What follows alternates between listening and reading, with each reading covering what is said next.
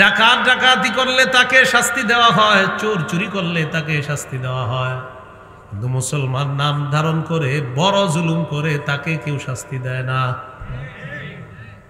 ডাকাতরে ধরে দইরা সবাই পিটায়, ডাকাতরে দইরা সবাই মারে না। তো ডাকাতের জুলুম বড় না মুশরিকেরটা বড় জুলুম? মুশরিক শিরিক করুক সমস্যা নাই, কিন্তু মুসলমান যদি নাম দেয় আব্দুর রহমান কিন্তু করে শিরিক, বড় জুলুম। এই বড় জুলুমটা যে করে হেরে কেউ কিছু বলে, উল্টা কয় না না, শ্রদ্ধা ভক্তি। সূরা নিসার ৪৮ নম্বর আয়াতে আল্লাহ তাআলা বলেন, ইন্নাহু মান ইউশরিক বিল্লাহি ফাকাদ হারামাল্লাহু আলাইহিল জান্নাহ ওয়া মাওয়াহুন নার ওয়া মা লিয-যালিমিনা মিন আনসার।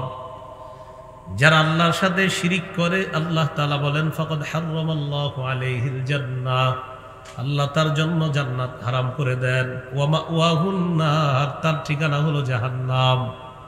তার ঠিকানা কি? জাহান্নাম। সহিহ বুখারীর বর্ণনা 1237 নম্বর হাদিস।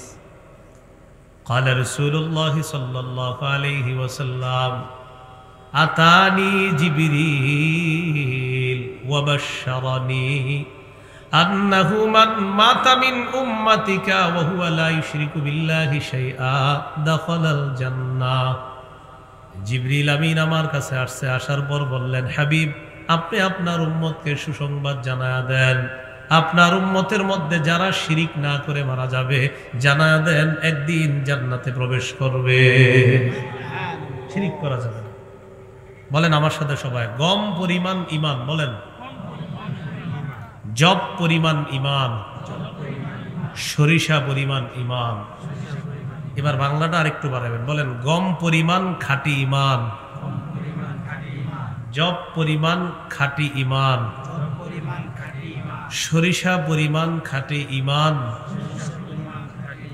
যদি কারো অন্তরে থাকে, এই ব্যক্তি বিভিন্ন মেয়াদে জাহান্নামে সাজা ভোগ করলেও কম বেশি সময় অথবা লম্বা সময় জাহান্নামে সাজা ভোগ করার পরেও সরিষা পরিমাণ খাঁটি ঈমানের কারণে একদিন জান্নাতে প্রবেশ করবে। কোথায় প্রবেশ করবে? জান্নাতে। সহিহ বুখারীর 44 নম্বর হাদিস। قال رسول الله صلى الله عليه وسلم يخرج من النار من قال لا إله إلا الله وفي قلبه وزن شعيرة من خير ويخرج من النار من قال لا إله إلا الله وفي قلبه وزن برة من خير ويخرج من النار من قال لا إله إلا الله وفي قلبه وزن ذرة من خير।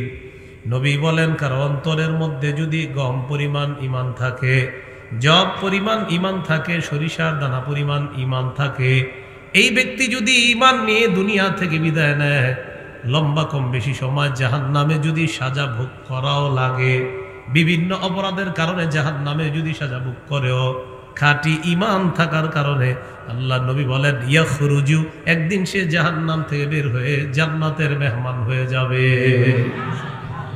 শিরিক করা যাবে না। কি করা যাবে না? তাহলে পূর্ণাঙ্গ শরীয়তের মধ্যে অনেকে আমরা এমন এমন কাজ করি যেটা শিরিক হয়ে যায়, এটা করা যাবে না। আল্লাহ আমাদেরকে হেফাজত করেন, আমিন। সহিহ বুখারীর বর্ণনা 6861 নম্বর হাদিস। عن عبد الله بن مسعود رضي الله تعالى عنه قال قال رجل يا رسول الله أي الذنب أكبر عند الله قال أن تدعو لله ندا وهو خلقك। এক ব্যক্তি আল্লাহ নবীর প্রশ্ন করলেন, ইয়া রাসূলুল্লাহ আল্লাহর কাছে সবচাইতে কোন অপরাধটি সবচাইতে বড়? নবীজি জবাব দিলেন, তুমি আল্লাহর সাথে অন্য কাউকে ডাকা, আল্লাহর সমকক্ষ অন্য কাউকে ডাকা, অথচ আল্লাহ তোমাকে সৃষ্টি করলেন।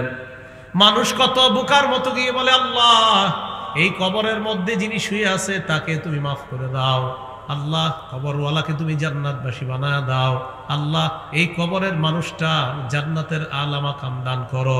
সব কারে বলছে?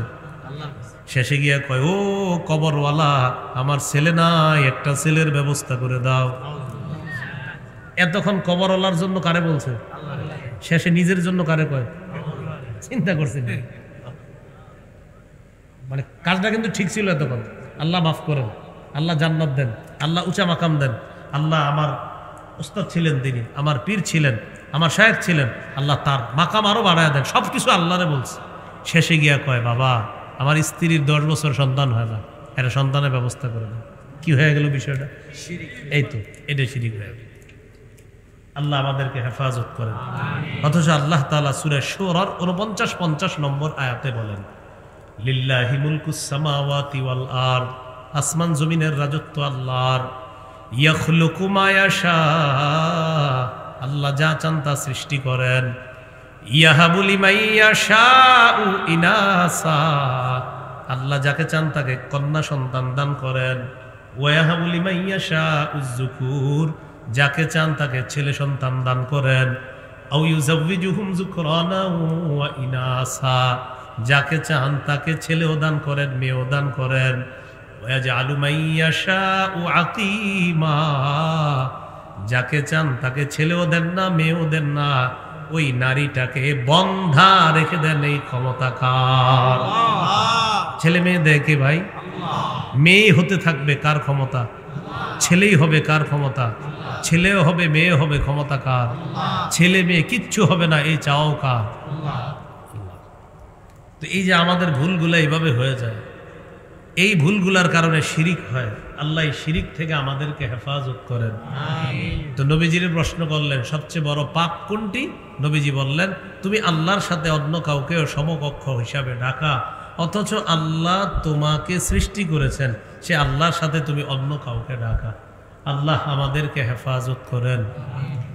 এবার আমার সাথে বলেন, বলেন মাঝে মাঝে পূর্ণাঙ্গ শরীয়ত পালন করতে গিয়ে অনেকে এমন কাজ করে ফেলে যেই কাজটিকে ইসলামের পরিভাষায় বেদাত বলা হয়। কি বলা হয়?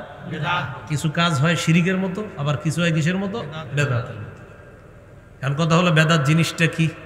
সহিহ বুখারীর বর্ণনা 2697 নম্বর হাদিস, 2697 হাদিসের বর্ণনাকারী আয়েশা সিদ্দিকা রাদিয়াল্লাহু তাআলা আনহা, عن عائشة الصديقة رضي الله تعالى عنها قالت قال رسول الله صلى الله عليه وسلم من أحدث في أمرنا هذا ما ليس فيه فهو رد।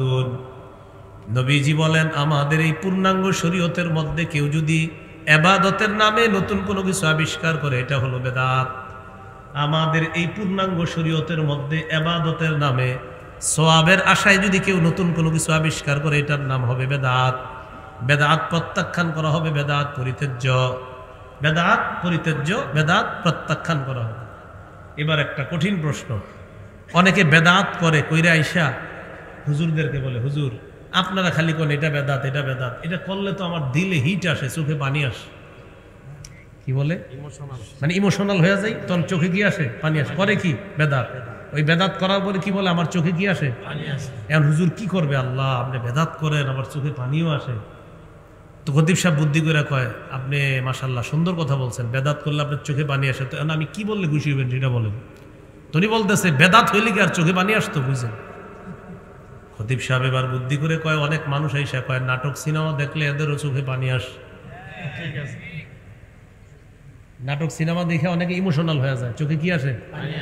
জায়েজ আছে পানি? এমনকি নাটক সিনেমা জায়েজ? তো বেটার তো কান্দে।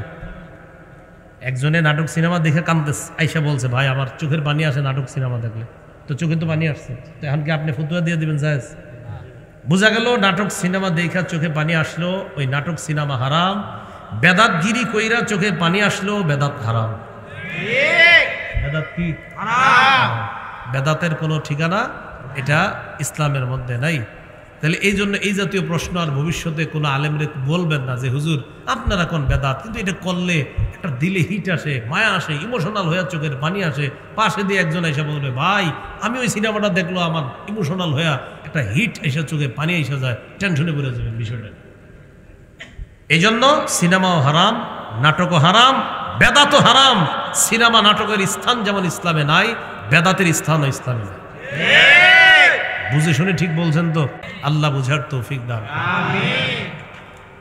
ইমাম মালিক রহমতুল্লাহি আলাইহি বলেন, মান ইবতাদা ফিল ইসলামি বিদআতান ইয়ারাহা হাসানা ফাকাদ জাআমা আন্না মুহাম্মাদান ক্বাদ খানার রিসালা।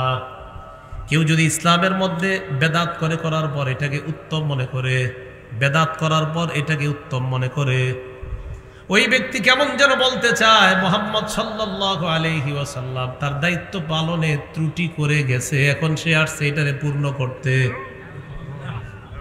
নবীজি পূর্ণাঙ্গ শরীয়ত রেখে তো একজনে আইসা বেদাত করে। ইমাম মালিক কয় তুমি বেদাত করো কেন? কয়টা আমার ভালো লাগে। কয় তুমি যে ভালো লাগে এই জন্য বেদাত করো। কেমন যেন তুমি বলতে চাও যে নবী তার শরীয়তকে পূর্ণাঙ্গ রেখে যেতে পারে নাই, তুমি আসছো এটারে পূর্ণ করতে। বলেন আমাদের নবীর শরীয়ত পূর্ণাঙ্গ না অপূর্ণাঙ্গ? পূর্ণাঙ্গ। আল্লাহ আমাদেরকে পূর্ণাঙ্গ শরীয়ত পূর্ণভাবে আমল করার তৌফিক দান করুন। আমিন। বেদাতের ভয়াবহতা, বেদাতি ব্যক্তি বেদাত নামক গুনাহটা না ছাড়া পর্যন্ত তার তাওবা আল্লাহ কবুল করেন না। সুনানে দারিমি হাদিসের কিতাব 94 নম্বর হাদিস। قال رسول الله صلى الله عليه وسلم إن الله حجب التوبة عن كل صاحب بدعة حتى يدع بدعته। আল্লাহ নবী বলেন আল্লাহ তাআলা ততক্ষণ পর্যন্ত বেদাতির তওবা কবুল করেন না, ততক্ষণ পর্যন্ত বেদাতির তওবার দরজা আল্লাহ বন্ধ করে রাখেন, যতক্ষণ পর্যন্ত বেদাতি ব্যক্তি তার বেদাত নামক কর্মকাণ্ড না ছাড়ে। বেদাতি ব্যক্তি যদি বলে আস্তাগফিরুল্লাহ আস্তাগফিরুল্লাহ, মাবুদ তওবা করলাম, নবীজি বলেন তুমি বেদাত না ছাড়া পর্যন্ত তোমার তওবার দরজাই তো বন্ধ, তওবা করলেও তো লাভ নাই। আগে বেদাত ছাড়ো তারপর তওবা করো। কি শিখলাম ভাই? বেদাতি ব্যক্তি বেদাত না ছাড়া পর্যন্ত তওবা কবুল হবে না। 2 নাম্বার ভয়াবহতা, বলেন আমার সাথে, বেদাতি ব্যক্তির হাউজে কাউসার থেকে বঞ্চিত হবে। হাউজে কাউসার সবাই পান করতে চাই না?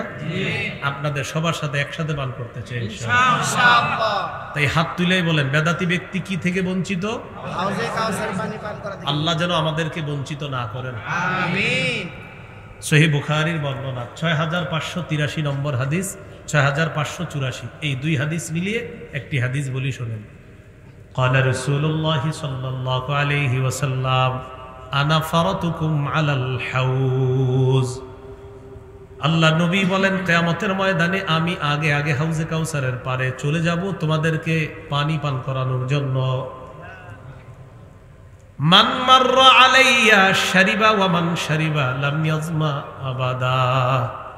যে ব্যক্তি আমার সামনে দিয়ে অতিক্রম করবে ওই ব্যক্তি কাউসারের পানি পান করবে। একবার আমার উম্মত যদি কাউসারের পানি পান করে সে আর কখনো পিপাসার্ত হবে না। নবী বলেন সুম্মা লা ইয়ারিদান্না আলাইয়া আকওয়াম আ'রিফুহুম ওয়া ইয়া'রিফুনানি। এরপর আমার সামনে একদল মানুষ আসবে যাদেরকে আমি চিনব, তারাও আমাকে চিনবে। আমার উম্মত আমি চিনব, তারাও আমাকে চিনবে, আমি তাদের নবী। তো নিয়ম অনুযায়ী উম্মতকে কাউসারের পানি পান করাবো।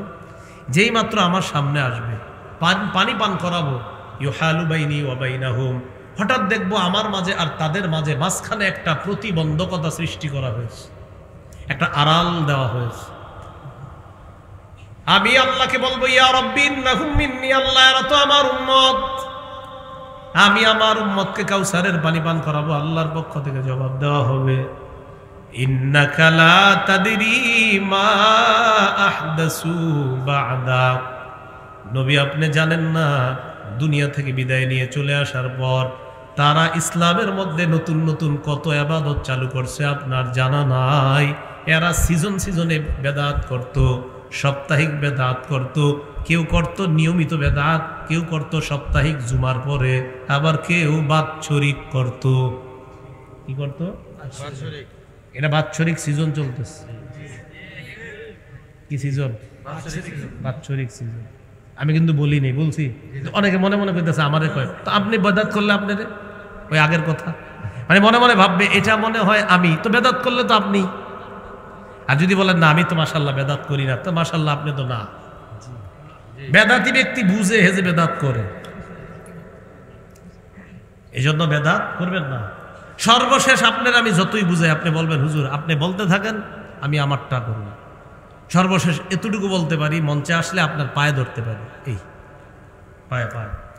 কারণ রাসূল সাল্লাল্লাহু আলাইহি ওয়াসাল্লাম বলেছেন বেদাতের ঠিকানা জাহান্নাম হবে। তাই ওখান থেকে আপনাকে বাঁচানোর জন্য আমি একজন উম্মত হিসাবে আপনার পায়ে ধরে বলতে পারি ভাই বেদাত করেন না, জাহান্নামে যাবেন। আপনি যে মঞ্চে আসেন, এলাকার কেউ যদি এরকম করে থাকে মঞ্চে নিয়ে আসেন, সবার সামনে আমি তার আল্লাহর কসম একবার, আল্লাহর কসম দুইবার, আল্লাহর কসম তিনবার নিয়ে আসেন, এখানেই পায়ে ধরে বলবো বেদাত করেন। এই সবার সামনে পায়ে ধরে। যদি বলেন না সবার সামনে হইলে লজ্জা, তাহলে কই ধরবো? আপনি একটু অন্ধকারে যাবেন, ওখানে ওই ব্যক্তিরে পাঠাই দিব, তো কারোর সাথে হুজুরদের সাথে ফোনে বইলা দেন, একটা অন্ধকার জায়গায় আমি যাবো, ওখানে গিয়ে আপনার পায়ে ধরবো আমি, যেন কেউ না দেখে, ব্যাস হলো তো। এছাড়া আপনাকে আমার বোঝানোর মতো আর কোনো ক্ষমতা নাই। ভাই আমি এটা বুঝতেছি আপনি কত বড় ভুলের মধ্যে আছেন, এই জন্য আমি আপনার পায়ে ধরতেও রাজি। আল্লাহ আমাদেরকে বুঝার তৌফিক দান। আমিন আমিন। তো বলছিলাম বেদাতের 1 নাম্বার ক্ষতি, বেদাত না ছাড়লে তার তওবার দরজা বন্ধ। 2 নাম্বার ক্ষতি, হাউজে কাউসার থেকে বঞ্চিত। তো নবী পানি পান করাইতে চাবে, তো আল্লাহ তাআলা বলবে এরা হলো বেদাতি, পানি পান করাতে পারবেন না। যেই নবী এত মায়া করে উম্মতকে একটু আগে পানি পান করাইতে চাইলেন, ওই নবী কি বলবে দেখেন, সুহকান সুহকান লিমান গায়্যারা বা'দি, আমার পরে যারা বেদাত করছো যাও, দূর হও দূর হও, আমি তোমাদেরকে দেখতেও চাই না। আমাদেরকে কত মায়া করে নবীজি, সেই নবী যদি বলে ফেলে তোমারে দেখতেও চাই না, দূর হও আমার সামনে। বেদাতের 3 নাম্বার ক্ষতি, যে ব্যক্তি নিজে বেদাত করে অথবা কোনো বেদাতিকে আশ্রয় প্রশ্রয় দেয়, তার উপর আল্লাহর অভিশাপ, ফেরেশতাদের অভিশাপ, সকল মানুষের অভিশাপ। সহিহ বুখারীর 3172 নম্বর হাদিসের বর্ণনা, قال رسول الله صلى الله عليه وسلم من أحدث حدثا أو آوى محدثا فعليه لعنة الله والملائكة والناس أجمعين। যে ব্যক্তি নিজে বেদাত করে অথবা কোনো বেদাতিকে আশ্রয় দেয়, তার উপর আল্লাহর অভিশাপ, ফেরেশতাদের অভিশাপ, সকল মানুষের অভিশাপ। বলি নাউজুবিল্লাহ। নাউজুবিল্লাহ। কষ্ট হচ্ছে আপনাদের কথায়, বসেন কিছুক্ষণ রেস্ট নেন, পরে দেন আবার। না না তো এ করে দিন, ফ্যান দেন নাই, ওনাদেরও তো কষ্ট হইতে। সামনে থেকে শ্রোতাদের জন্য ফ্যানের ব্যবস্থা করবেন, হ্যাঁ ইনশাআল্লাহ। শ্রোতাদেরও তো কষ্ট, অনেকে ঘামায় যেতেছে এই গরমে, মাঝে মাঝে ওনাদের একটু ফ্যান দেন, তাহলে বিষয়টা ভালো লাগে। এদিকে আমার আরাম, ওনারা তো কষ্ট পাইতেছে। 3 নাম্বার ক্ষতি, যে বেদাত করে অথবা বেদাতিকে আশ্রয় প্রশ্রয় দেয়, তার উপর আল্লাহর অভিশাপ, ফেরেশতাদের অভিশাপ, সকল মানুষের অভিশাপ। আল্লাহ আমাদেরকে হেফাজত করেন। আমিন। 4 নাম্বার ক্ষতি, এই ক্ষতিটা একটু মনে রেখেন। 4 নাম্বারটা বলেন, কোন এলাকায় একটি বেদাত প্রতিষ্ঠিত হয়ে গেলে ওই এলাকা থেকে আল্লাহ তাআলা একটি সুন্নত উঠায় আনে কিয়ামতের আগে, সেই সুন্নত আর আল্লাহ ফিরিয়ে দেন না। আমাদের কত সুন্নত আমরা জানি, কিন্তু আমল করতেছি না, পারিও না, আপনার সুযোগ হচ্ছে না, অথবা আল্লাহ ভুলাই দিতেছে না। তোমাদের সামনে বেদাত হয়, তোমরা কি সুন্নত পালন করো? ওই যে হাদিস তো স্পষ্ট, নবীজি বলে দিয়েছেন একটি বেদাত প্রতিষ্ঠিত হবে, একটি সুন্নত আল্লাহ উঠায়। সুনানে দারিমির 54 নম্বর হাদিস, ক্বালা রাসূলুল্লাহ সাল্লাল্লাহু আলাইহি ওয়াসাল্লাম মাবতাদা কওমুন ফি দীনিহিম বিদআতান ইল্লা নাযাআল্লাহু মিন সুন্নাতিহিম সুন্নাতান। নবীজি বলেন, কোন জাতি যখন তাদের ধর্মের মধ্যে একটা বেদাত প্রতিষ্ঠিত করে ফেলে, ওই এলাকা থেকে একটা সুন্নত আল্লাহ উঠায় নেয়। সুম্মা লা ইউঈদুহা ইলাইহিম ইলা ইয়াউমিল কিয়ামাহ, কিয়ামতের আগে ওই সুন্নত ওই জাতিকে আল্লাহ ফিরিয়ে দেয় না। এই জন্য দেখবেন অনেক সুন্নত আমরা জানার পরেও আমলের তৌফিক হয় না। মেসওয়াক করা সুন্নত সবাই জানে, কিন্তু এশার নামাজের আগে সবাই মেসওয়াক করে নাই। খাওয়ার আগে বিসমিল্লাহ বলা সুন্নত, কেউ আজকে হয়তো 3 বার খেয়ে ফেলছেন অথবা 2 বার খেয়ে ফেলছেন। বিসমিল্লাহ বলা সুন্নত সবাই জানে, বাচ্চারাও জানে, কিন্তু অসংখ্য অগণিত মানুষ খাবার শুরুতে বিসমিল্লাহ বলে নাই। ঠিক না? সবাই জানে কিন্তু বিসমিল্লাহ বলা সুন্নত। এখানে একদম সবাই, একজনও বাকি নাই কেউ জানে না যে সবাই একদম বাচ্চা নাবালেগ যে ও জানে খাবারের শুরুতে বিসমিল্লাহ বলা সুন্নত। ঘুমের সময় আমরা মায়ের কাছে সব ছোটবেলা শিখে ফেলছি, আল্লাহুম্মা বিসমিকা আমুতু ওয়া আহইয়া, কিন্তু তালাশ করেন গত রাত্রে ম্যাক্সিমাম লোক এটা পড়তে ভুলে গেছে। উঠার পরের সুন্নত আলহামদুলিল্লাহিল্লাযী আহইয়ানা বাদামা আমাতানা ওয়া ইলাইহিন নুশুর। মক্তবে আমরা ছোটবেলায় শিখছি এবং আমরা এগুলা বলি একজনে, ঘুমের সময় এই দোয়া পড়িতে হয়, উঠার পর এই দোয়া পড়িতে হয়, কিন্তু নিজেরা পড়ি না।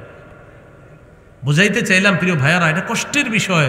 আমাদের সামনে বেদাত প্রতিষ্ঠিত হয়ে যায়, আল্লাহ তাআলা আমাদের উপর নিঃসন্দেহে রাগ করেন। এই জন্য দেখবেন সুন্নত হাজারও জানি আমরা, কিন্তু আমলের তৌফিক হচ্ছে না। মসজিদের দরজায় লেখা আছে ঢুকার সময় আল্লাহুম্মা ইফতাহলি আবওয়াবা রাহমাতিক, কিন্তু এই লেখাটাও দেখবেন অনেকে পড়ার তৌফিক হচ্ছে না, ওই নিচে দিয়ে ঢুকে যাচ্ছে। এটা যদি পড়ে ফেলে আমল তো হয়ে গেল।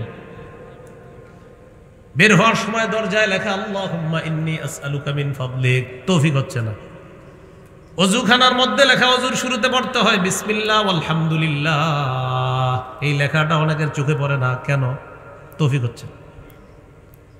বুঝাইতে চাইলাম বেদাত প্রতিষ্ঠিত হয়ে গেলে সুন্নত আল্লাহ উঠায় নেয়, অথবা অনেক সুন্নত আমাদের চোখের সামনে থাকে কিন্তু আমরা আমলের তৌফিক পাইতেছি না, আমল করার সুযোগ হচ্ছে না। আল্লাহ আমাদের সকলকে এই ভুলগুলা থেকে ফিরে আসার তৌফিক দান করুন।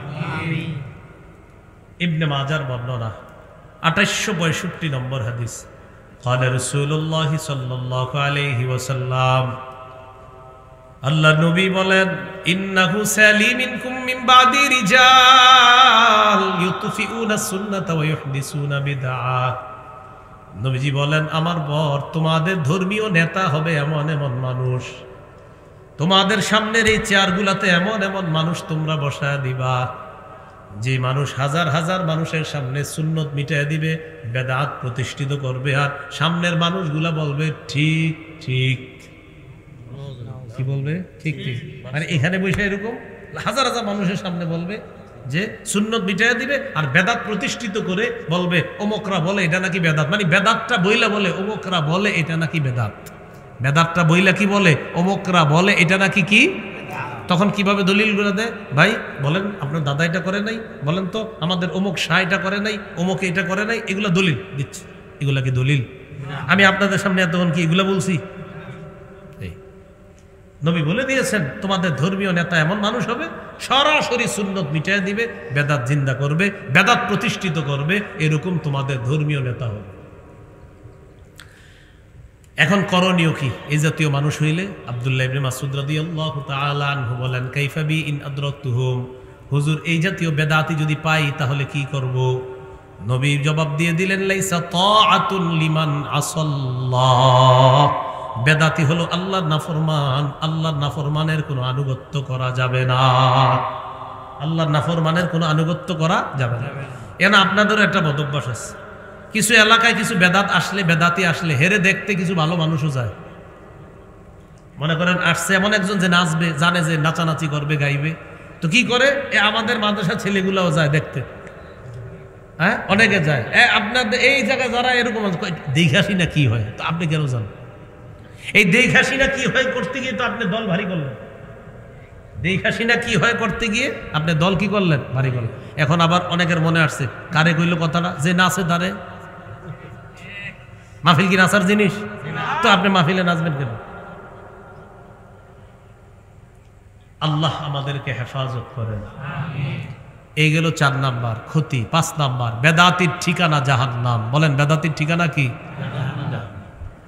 আবু দাউদের 4607 নম্বর হাদিসের বর্ণনা, قال رسول الله صلى الله عليه وسلم إياكم والمحدثات فإن كل محدثة بدعة وكل بدعة ضلالة وكل ضلالة في النار আল্লাহ নবী বলেন তোমরা বেদাত করা থেকে বাঁচো ইবাদতের নামে নতুন নতুন বেদাত করা থেকে তোমরা বাঁচো প্রত্যেক নতুন আবিষ্কার হলো বেদাত প্রত্যেক বেদাত হলো পথভ্রষ্টতা আমার উম্মত প্রত্যেক পথভ্রষ্টতার ঠিকানা হলো জাহান্নাম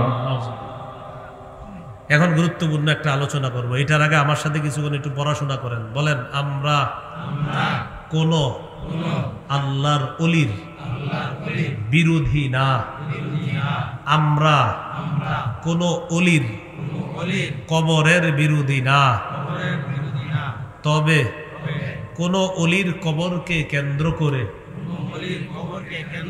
যদি শিরিক হয় বেদাত হয় গাজার আসর হয় মেলা বসানো হয় সেই শিরিক বেদাত গাজার আসর আর মেলা এগুলোর বিরুদ্ধে আমরা আগেও ছিলাম এখনো আছি মরণ পর্যন্ত থাকবো ইনশাআল্লাহ আমরা কি ওলিদের বিরোধী কবরের বিরোধী কবর কেন্দ্র করে শিরিক হলে বেদাত হলে গাজার আসর হলে মেলা বসানো হলে এই বিষয়টা না অনেকে বুঝতে চায় না যেমন আমি যদি শিরিকের বিরুদ্ধে বয়ান করি আমার ব্যাপারে প্রচারণা চালাবে আরিফ বিন হাবিব ওলিদের বিরুদ্ধে আমি কি ওলির বিরুদ্ধে না শিরিকের বিরুদ্ধে এই বিষয়টা স্পষ্ট করতে হবে ওলির বিরুদ্ধে না শিরিকের বিরুদ্ধে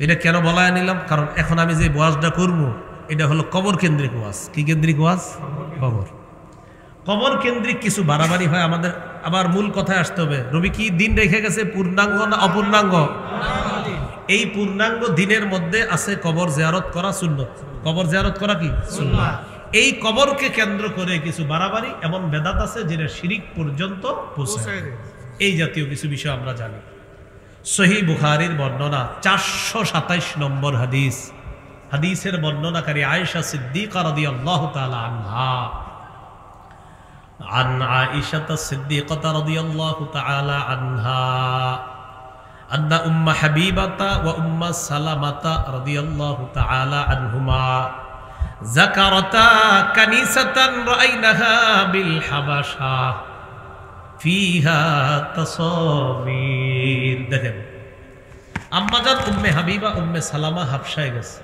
হাবশায় গিয়ে গির্জা দেখছে একটা গির্জা কি দেখছে ভাই গির্জা মানে একটা ধর্মীয় ইবাদতখানা তো এই গির্জা দেখা দেখি কি গির্জার নিচে হলো আল্লাহর ওলির কবর উপরে হলো ইবাদতখানা আর ইবাদতখানার ভিতরে হলো আল্লাহর ওলির মূর্তি কথাটা বুঝেন গির্জা উপরে আল্লাহর ওলির মূর্তি নিচে আল্লাহর ওলির কবর তাহলে আল্লাহর ওলির কবরের উপর গির্জা মানে ইবাদতখানা ওই ইবাদতখানার ভিতরে আবার আল্লাহর ওলির মূর্তি তাহলে আল্লাহর ওলির কবরকে কেন্দ্র করে সিজদা করা শিরিক আবার ওই আল্লাহর ওলির মূর্তি বানানো শিরিক তাহলে দুইটা শিরিক এখানে পাওয়া যাচ্ছে এই বিষয়টা নবীর দুই বিবি নবীজির কাছে বললেন যাকারাতা হুলিন নবী সাল্লাল্লাহু আলাইহি ওয়াসাল্লাম নবীজির কাছে জানতে চাইলেন ইয়া রাসূলুল্লাহ হাবশায় গেলাম যাওয়ার পর সেখানে ইবাদতখানা দেখলাম ইবাদতখানার ভিতর দেখলাম আল্লাহর ওলির মূর্তি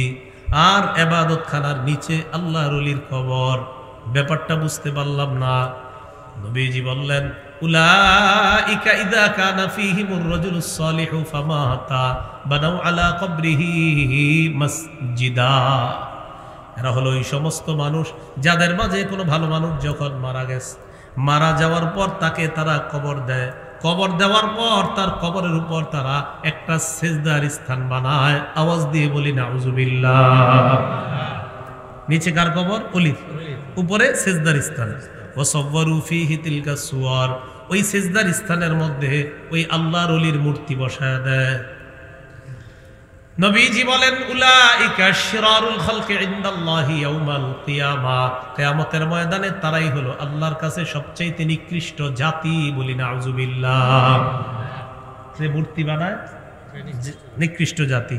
যারা সেজদার স্থান বানায় কবরের উপর, এদেরকে কি বললেন নবী? নিকৃষ্ট জাতি।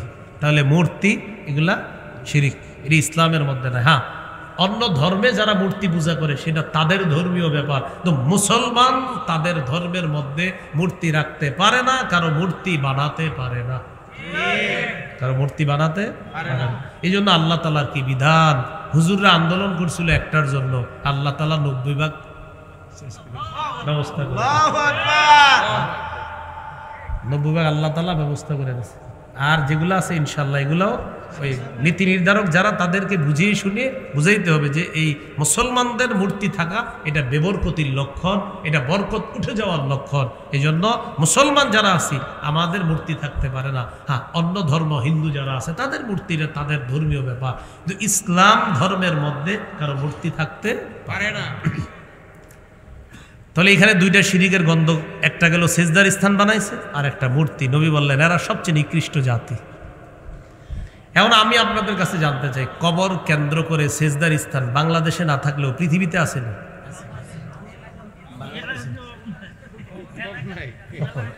আপনাদের এলাকা আছে? আমি জানি।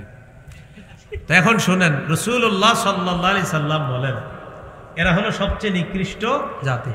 ওনারা বলতেছে আপনাদের এলাকা না, ওনারা বলছে এটা ওনাদের এলাকারই। এবার দেখেন নবীজি কি বলে, মুসনাদে আহমদের বর্ণনা। قال رسول الله صلى الله عليه وسلم إن من شرار الناس من تدركهم الساعة وهم أحياء। পৃথিবীর মধ্যে সবচেয়ে নিকৃষ্ট মানুষ দুই জাতি। এক নাম্বার, যারা জীবিত থাকতে তাদের কাছে কিয়ামত আসবে তারা সবচেয়ে নিকৃষ্ট। যারা জীবিত আর কিয়ামতটা আসবে তারা সবচেয়ে নিকৃষ্ট। দুই নাম্বার, ওয়াল্লাযীনা ইয়াত্তাখিযুনাল কুবুরা মাসাজিদা, যারা কবরকে সেজদার স্থান বানায় তারা হবে সবচেয়ে নিকৃষ্ট। বলি নাউযুবিল্লাহ, সবচেয়ে নিকৃষ্ট। নবীজি ইন্তেকালের 5 দিন আগের একটা হাদিস শোনাই, শোনামুনি। ইন্তেকালের 5 দিন আগের হাদিসটার গুরুত্ব কম না অনেক বেশি? সহিহ মুসলিমের বর্ণনা 1075 নম্বর হাদিস, মাদ্রাসার পাঠ্যপুস্তক অনুসারে 532 নম্বর হাদিস। এই হাদিসের মধ্যে আছে قال رسول الله صلى الله عليه وسلم, নবীজি বলেন আলা ওয়া ইন্না মান কানা ক্বাবলাকুম ইত্তাখাযু কুবুর আমবিয়াইহিম ওয়া সালিহিহিম মাসাজিদা, তোমাদের পূর্বের জাতি তাদের নবী আর ওলিদের কবরকে সিজদার স্থান বানিয়েছে। আলা ফালা তাত্তাখিজুল কুবুর মাসাজিদা, তোমরা কবরকে সিজদার স্থান বানাবা না। আনহাকুম আন যালিকা, আমি নবী তোমাদেরকে মায়া করে বিষয়টা নিষেধ করে গেলাম। মায়া করে নবী আমাদেরকে নিষেধ করে যাচ্ছে ইন্তেকালের 5 দিন আগে, উম্মত কবরকে সিজদার স্থান বানায়ও না। অতীতের জাতি তাদের নবী ওলিদের কবরকে সিজদার স্থান বানিয়েছে, আমি নবী তোমাদেরকে বড় মায়া করি, এই কাজ তোমরা করো না, সিজদার স্থান বানায়ও না। কয়দিন আগে কথাটা বলছি ইন্তেকালের? এবার একটা হাদিস শোনাই, ইন্তেকালের দিনের হাদিস, যেদিন ইন্তেকাল করবে, তাহলে এটার গুরুত্ব আরো বেশি।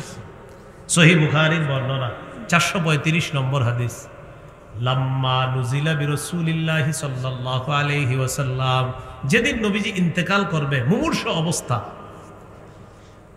কানা ইয়াতরাহু খামিসাতান আলা ওয়াজহিহি, তাফিকা ইয়াতরাহু খামিসাতান আলা ওয়াজহিহি, নবী তার চেহারা মুবারকের উপর একটা কাপড় দিস, কাপড় এইভাবে একটা কাপড় দিস।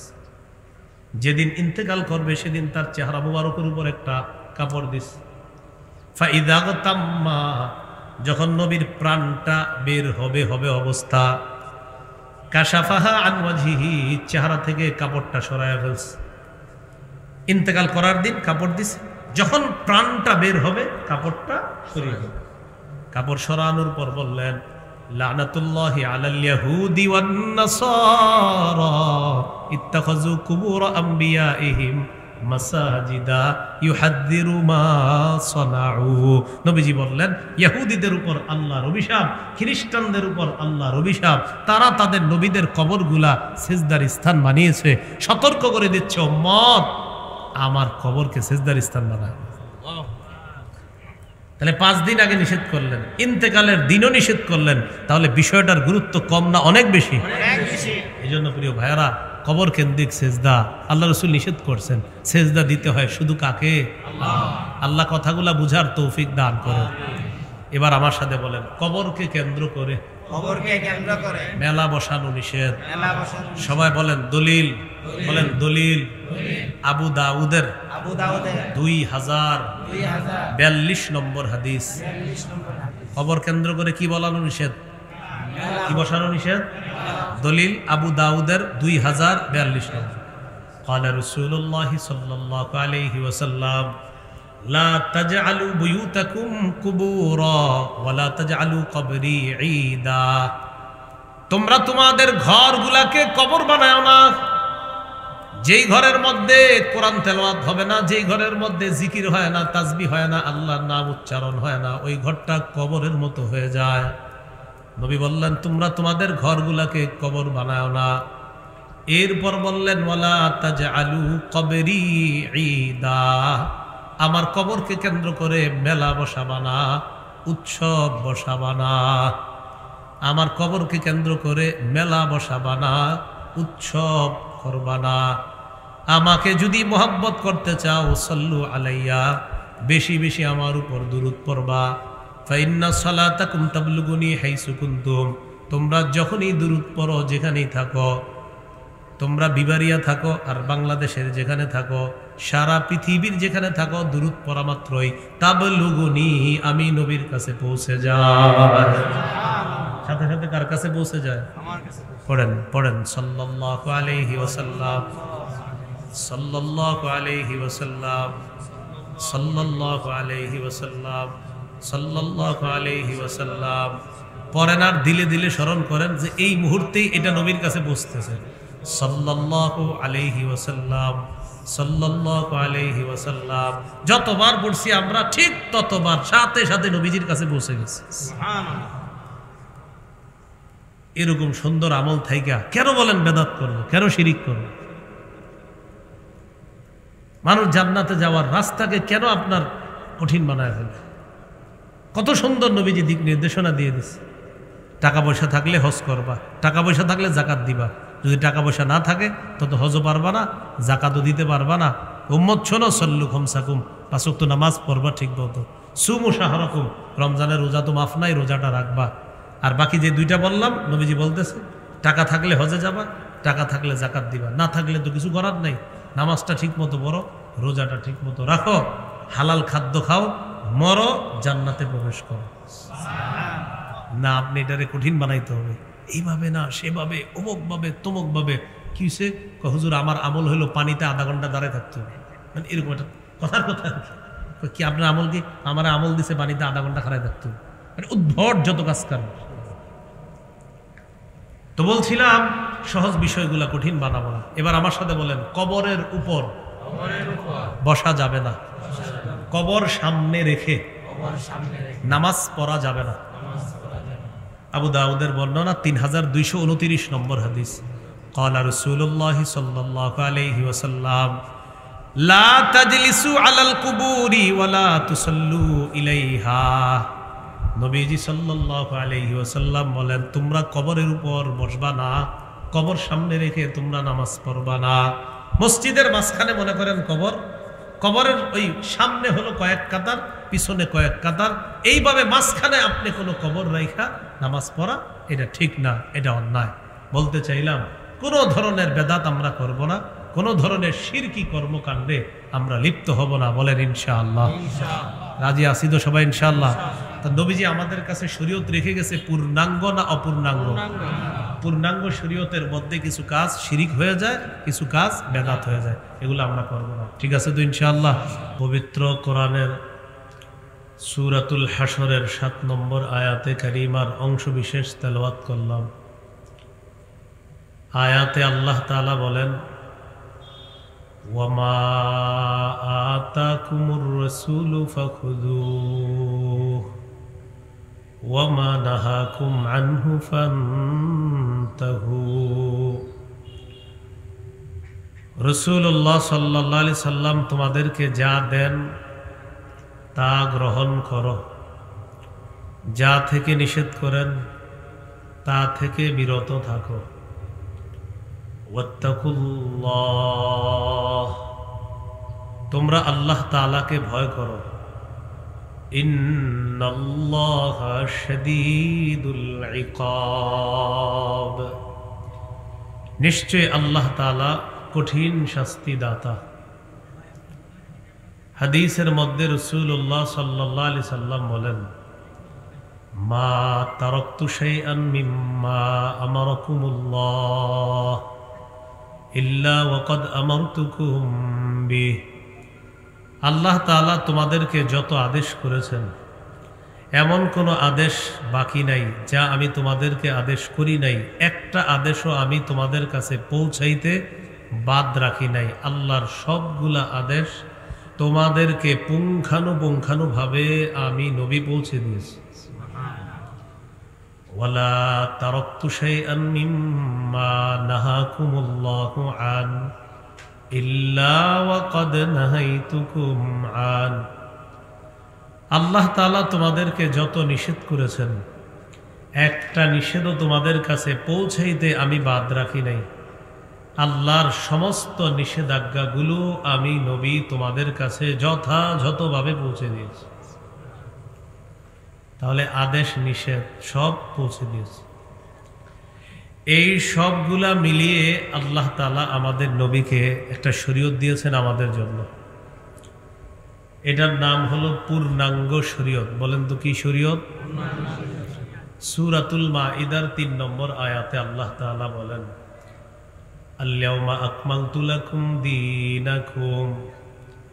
আজ আমি তোমাদের জন্য তোমাদের দিন পূর্ণাঙ্গ করে দিলাম।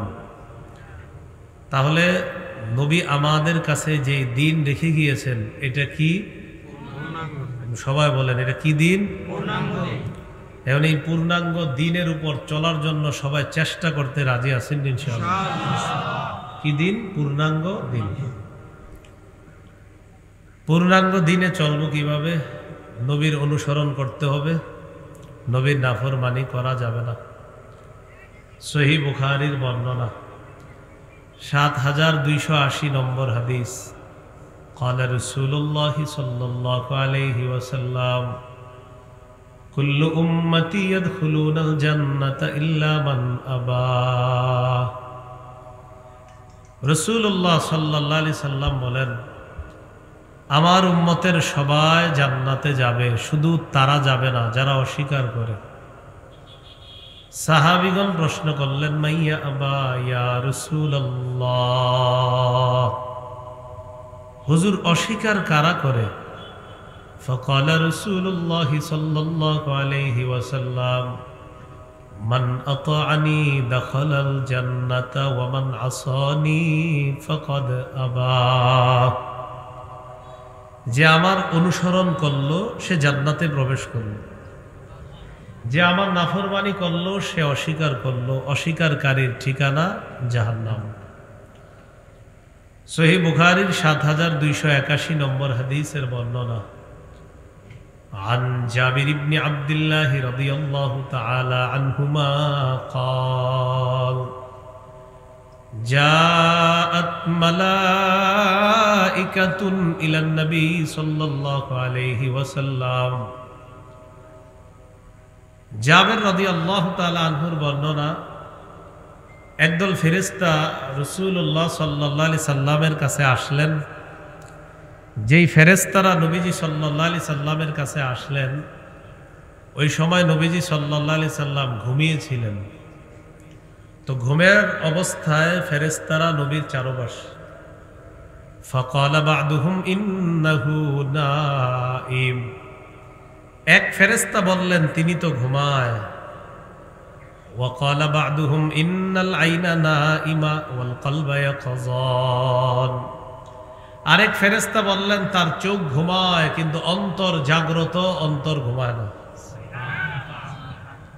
চোখ ঘুমায়, অন্তর ঘুমায় না। এই কথা বলার পর নবীজি সাল্লাল্লাহু আলাইহি সাল্লামের সামনে ওই ফেরেশতাদের মধ্যে একজন বললেন, ইদরিবু লিসাহিবিকুম হাযা মাসালা। তোমরা তোমাদের এই সাথীর একটা বর্ণনা দাও। কোন সাথী? মুহাম্মদ সাল্লাল্লাহু আলাইহি সাল্লাম। এই কথা বলার পর আবার এক ফেরেশতা বলে উঠলেন ইন্নাহু নাইম, তিনি তো ঘুমায়। وقال بعضهم إن العين نائمة والقلب يقظان, আরেক ফেরেশতা বললেন তিনি ঘুমায়, তার চোখ ঘুমায় কিন্তু তার অন্তর ঘুমায় না, অন্তর সদা জাগ্রত। এটা বলার পর এবার ফেরেশতারা বললেন মাসালুহু কামাসালি রাজুলিন বানা দারা ওয়া জাআলা ফিহা মা'দুবা ওয়া বা'আসা দাঈয়া, তার দৃষ্টান্ত হলো এমন এক ব্যক্তির মতো যে ব্যক্তি একটা ঘর বানিয়েছে, ঘরের মধ্যে একটা দস্তরখান বিছিয়েছে, দস্তরখান বিছানোর পর একজন আহ্বানকারীকে বাহিরে পাঠিয়েছে মানুষকে দাওয়াত দেওয়ার জন্য। আহ্বানকারী বাহিরে গিয়ে দাওয়াত দিছে দস্তরখানের খাবারে শরীক হওয়ার জন্য। ফামান আজাবাদ দাঈয়া দাখালাদ দারা ওয়া আকালা মিনাল মা'দুবা ওয়া মান লাম ইউজিবিদ দাঈয়া লাম ইয়াদখুলিদ দারা ওয়া লাম ইয়াকুল মিনাল মা'দুবা। আহ্বানকারীর ডাকে যে সাড়া দিল সে ঘরে আসলো, দস্তরখানের খাবারে সে শরীক হলো। আর যে সাড়া দেয় নাই, ঘরেও আসে নাই, দস্তরখানের খাবারে শরীকও হতে পারে নাই। এগুলা কারা বলতেছে? ফেরেশতারা। এগুলা বলার পর ফেরেশতারা বললেন আউবিলুহা লা, এই যে আমরা দস্তরখানের কথা বললাম, ঘরের কথা বললাম, আহ্বানকারীর কথা বললাম, এই বিষয়গুলা তাকে ব্যাখ্যা করে দাও।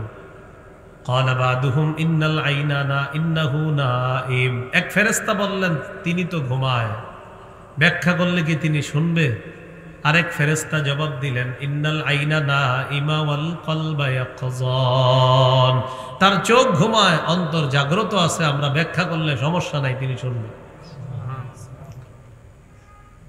এবার ব্যাখ্যা শুরু। ফেরেশতারা ব্যাখ্যা করতে লাগলেন ফাদ্দারু আল জান্নাহ, ঘরের দৃষ্টান্ত হলো আল্লাহর জান্নাত। ফাদ্দাঈ মুহাম্মাদুন সাল্লাল্লাহু আলাইহি ওয়াসাল্লাম, আহ্বানকারী অন্য কেউ নয়, তিনি হলেন মুহাম্মদ সাল্লাল্লাহু আলাইহি ওয়াসাল্লাম। যারা তার অনুসরণ করলো তারা তার ডাকে সাড়া দিল, আর যারা তার ডাকে সাড়া দিবে তারাই জান্নাতে প্রবেশ করবে, এই দস্তরখানের নিয়ামত তারা গ্রহণ করবে। যারা তার ডাকে সাড়া দিবে না, তারা তার নাফরমানি করলো, ঘরেও যেতে পারবে না, দস্তরখানের খাবারেও তারা শরীক হতে পারবে না। আল্লাহ আমাদের সকলকে রাসূলুল্লাহ সাল্লাল্লাহু আলাইহি সাল্লামের আনুগত্যশীল উম্মত যেন আমরা হতে পারি, আল্লাহ তৌফিক দান করেন।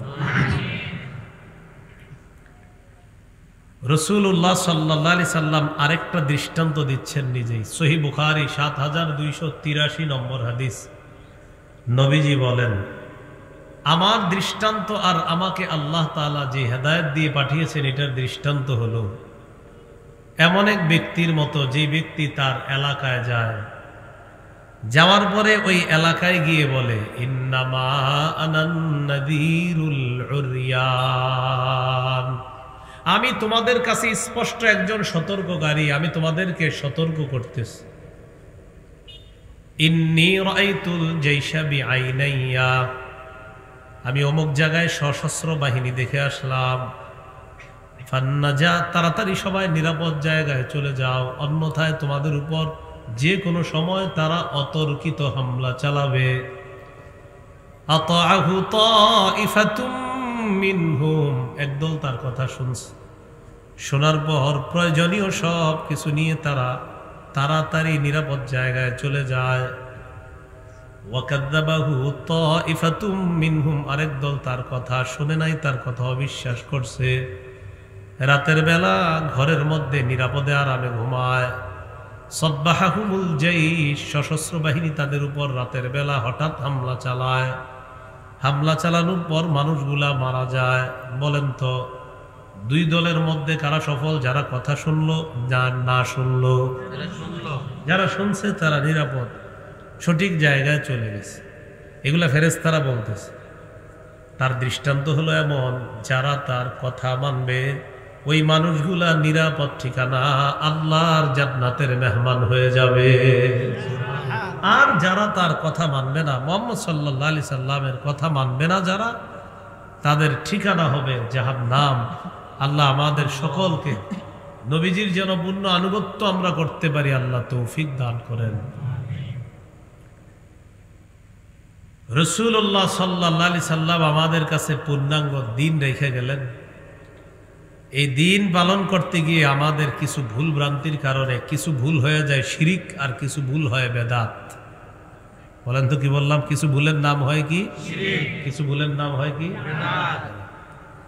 আমি কিন্তু ওয়াজ শুরু করি নাই শিরিক বেদাত, খালি বলছি কিছু ভুলের নাম শিরিক, কিছু ভুলের নাম কি বেদাত।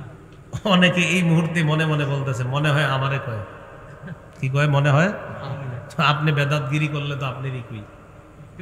তার মানে এটা বুঝছেন যে বেদাত খারাপ, শিরিক যে খারাপ এটা বুঝাও শিরিক করে, আবার কয় যে এটা মনে হয় আমারে কইতেছে। তো আপনি শিরিক করলে তো এটা আপনারই বলা হচ্ছে। শিরিক যে খারাপ কাজ যে করে এটা ও বুঝে যে না এর কামটা ঠিক না, তো কেন করেন? করে একটু লাফালাফি ভালো লাগে। এই পরনে কাপড় নাই তার নাম আপনারা দিয়ে দেন পীর, কথার কথা।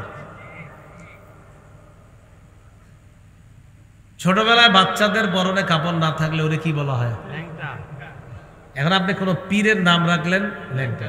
আমি কিন্তু আপনাকে বলছি না যে আপনি কোনো খারাপ পীর বা ভালো পীর, না, শুধু বললাম যে একজন পীর সাহেবের নাম ল্যাংটা কেমনে হয়? উনি তো আপনাকে সঠিক কথা শিখাবেন, উনি তো আপনাকে ভালো কথা শিখাবেন। তো যার নামটাই দিলেন কি, তো উনি আপনাকে কি শিখাবেন? এই জন্য আমি আর কি বললাম কথাটা, যে এটা তো সৌন্দর্যতা আছে। পীর সাহেব একটা সম্মানের, একটা ভদ্রতার জায়গা, একটা সম্মানের জায়গা, একটা মর্যাদা। পীর মানেই শুনলেই অন্তরের মধ্যে একটা এরকম কাজ করে, একটা ভালো মানুষের ছবি ফুটে ওঠে। হাফিজজি হুজুরের নামটা শুনলে আপনাদের এলাকার এই মুহূর্তে সবার ভিতরে একটা ভদ্রতা শ্রদ্ধার বিষয় ফুটে ওঠে, যে হাফিজজি হুজুর মানে একটা সম্মানিত ব্যক্তি। তো বুঝাইতে চাইলাম, একজন পীর, একজন আল্লাহর ওলি, তার কথা শুনলে, তাকে পড়লে, তাকে দেখলে, তার ব্যাপারে কিছু লেখাপড়া যদি আমরা পড়ি পাতায় পাতায়, দিলের মধ্যে তার ব্যাপারে আলাদা একটা শ্রদ্ধা কাজ করে, একটা ভক্তি, একটা ভালোবাসা কাজ করে। এই মানুষগুলা হলো খাঁটি পীর, আল্লাহওয়ালা।